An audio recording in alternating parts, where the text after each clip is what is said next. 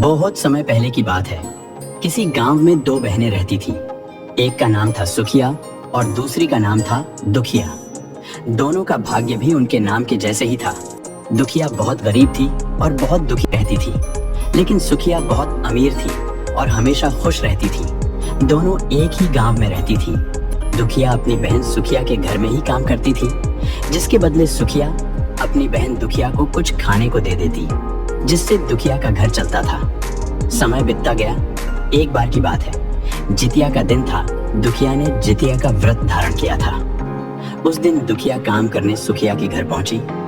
दुखिया, तू आ गई? बड़ी देर लग गई आज। दीदी, मेरे घर में थोड़ा काम था, बस उसी में व्यस्त हो गई। ऊपर से आज जितिया का व्रत भी धारण किया है मैंने।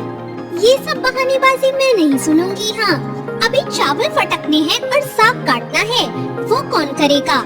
मेरे घर में भी बहुत से काम हैं। जा उन्हें निपटा दे और जो बचे उन्हें घर ले जाना अपने। ठीक है दीदी। इतना कहकर दुखिया घर का काम करने लगी। चावल साफ करते हुए जो चावल की खुर्द निकली वह दुखिया ने अपने लिए रख ली। फिर उसने साग बनाया और उसके डंठल अलग करके अपने लिए रख लिए। और सारा काम खत्म होने के बाद शाम को दुखिया चावल की खुर्द और साग का डंठल अपने घर ले गई। घर पहुंची तो दुखिया का बेटा बबलू भूखे पेट बैठा अपनी माँ का इंतजार कर रहा था। माँ, आप आ गई? मेरे लिए कुछ खाना लाई हो? कब से भूखा बैठा हूँ, भूख से जान निकली जा रही है। लाई हूँ ना बेटा, थोड़ी देर इंतजार कर, अभी खाना बना कर देती हूँ तुझे। ऐसा कहकर दुखिया रसोई घर में चली गई और अपने बेटे के लिए खुर्द का चावल और डंठल का साग बनाकर अपने बेटे को खिलाया और उसने खुद भी खाया। इसके बाद दोनों सोने चले गए। तभी आधी रात में एक बूढ़ी माई उसके घर आकर दरवाजा खटखटाती है।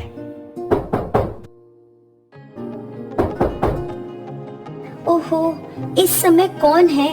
अरे बेटा, दरवाजा खोल, मैं हूँ। अम्मा, आपको क्या चाहिए? इतनी रात में आप यहाँ किस लिए आई हैं? बेटा, मुझे बहुत भूख लगी है, कुछ खाने को हो तो मुझ बुढ़िया को दे दे। खाना? क्यों नहीं, आओ, आप अंदर आओ अम्मा।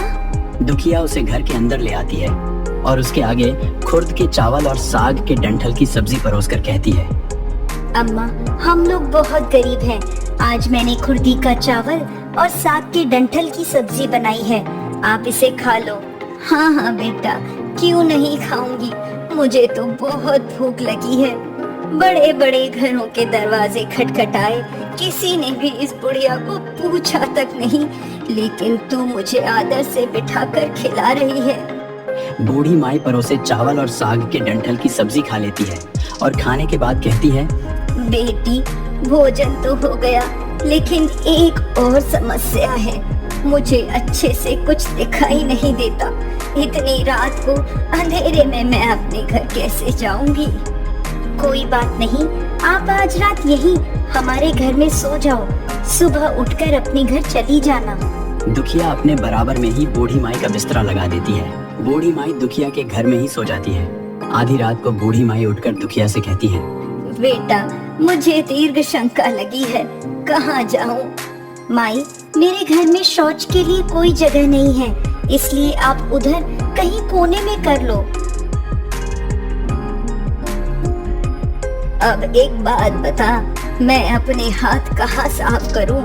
ओहो, आप ऐसा करो, मेरे सर में अपने हाथों को साफ कर लो। ऐसा कहकर दुखिया गहरी नींद में सो जाती है। अगले दिन सुबह दुखिया देखती है कि उसके बराबर में बूढ़ी अम्मा है ही नहीं। दुखिया को यह सब सपने जैसा लगता है।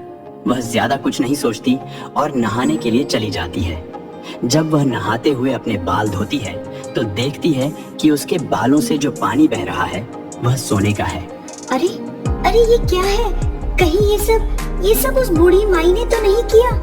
यानी कल मैं कोई सपना नहीं देख रही थी। जरूर उस बुढ़ी अम्मा ने दीर्घ शंका से मेरा घर भी गंदा कर दिया होगा। पहले चलकर साफ कर लेती हूँ, उसके बाद ही नहाऊंगी। दुखिया सब कुछ छोड़ अपने घर की ओर भागती है, यह सोचकर कि उसका घर गंदा हुआ होगा। पहले उसको साफ करना होगा, तब आके स्नान करूंगी। जब दुखिया अपने घर में जाती है तो देखती है कि घर में सोने चांदी हीरे मोती के भंडार लगे होते हैं। ये देखकर दुखिया खुशी से रोने लगती है। अरे ये सब क्या है? ये सब तो जरूर जितिया भगवान की कृपा से हुआ है। वो बूढ़ी माता का रूप धारण करके मेरे घर में आई और मुझे इतना आशीर्वाद में दे गए। कुछ ही समय में दुखिया अमीर हो जाती है। अब उसके पास किसी चीज की कमी ना थी। अब वह सुखिया के घर जाकर काम करना बंद कर देती है। उधर सुखिया का सारा काम अधूरा पड़ा था। दुखिया अपने पुत्र को बुलाकर उससे कहती है, बबलू इधर आ बेटा। हाँ माँ, बताओ। बेटा जरा जाकर मौसी के घर से तराजू तो लेकर आ। ठीक है माँ। बच्चा बहुत खुशी से सुखिया मौसी के घर जाता है। सुखिया जब बबलू देखती है तो पहचान ही नहीं पाती। बबलू ने नए और महंगे कपड़े पहने थे। क्या हुआ बबलू, तू यहाँ क्यों आया है और तेरी माँ काम करने क्यों नहीं आ रही?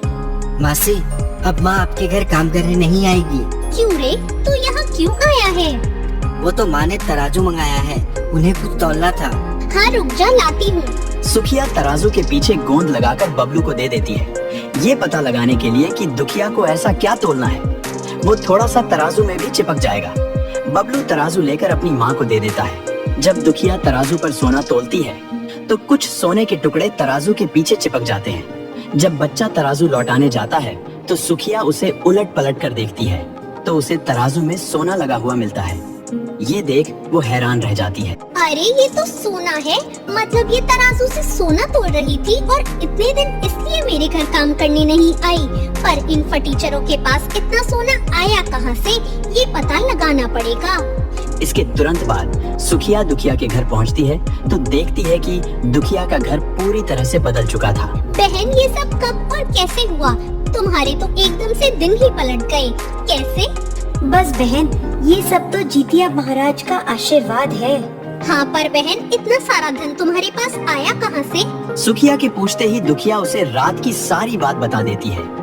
ये सुन सुखिया भी अब से जितिया का व्रत धारण करने का सोच लेती है। अगली बार जब जितिया का दिन आया तब दोनों बहनों ने जितिया का व्रत रखा। सुखिया इस लालच में थी कि उसे भी दुखिया के जैसे सोने चांदी मिल जाएंगे।